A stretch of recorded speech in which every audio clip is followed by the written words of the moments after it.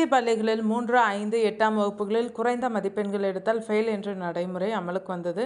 கட்டாய தேர்ச்சி முறை மாற்றப்பட்டு தேசிய கல்விக் கொள்கையின்படி விதிகள் திருத்தப்பட்டது. அதன்படி சிபிஎஸ்இ பள்ளிகளில் 3ஆம் வகுப்பு, 5ஆம் வகுப்பு, 8ஆம் வகுப்பில் இனி 30% குறைவாக மதிப்பெண் எடுத்தால் ஃபெயில் என அறிவிக்கப்படும் நடைமுறை அமலுக்கு வருகிறது. 8ஆம் வகுப்பு வரை கட்டாய தேர்ச்சி என்ற நடைமுறையை வரும் கல்வியாண்டு முதல் சிபிஎஸ்இ மாற்றுகிறது. இந்த ஆண்டுக்கான தேர்வு முடிவுகள் வெளியாகிவிட்டதால் வரும் ஆண்டு முதல் அமல் எனவும் விளக்கம் அளிக்கப்பட்டுள்ளது. ஏப்ரல் மாதம் முடிவதற்கு முன்பே 9ஆம் வகுப்பு வரை விடைத்தாள்கள் திருத்தப்பட்டு பழைய விதிமுறைப்படி மாணவர்கள் அடுத்த வகுப்புக்கு சென்று விட்டதால் இந்த முறை அடுத்த ஆண்டிலிருந்து தான் முழுமையாக நடைமுறைக்கு வரும் என ஆசிரியர்கள் தகவல் தெரிவித்துள்ளனர்.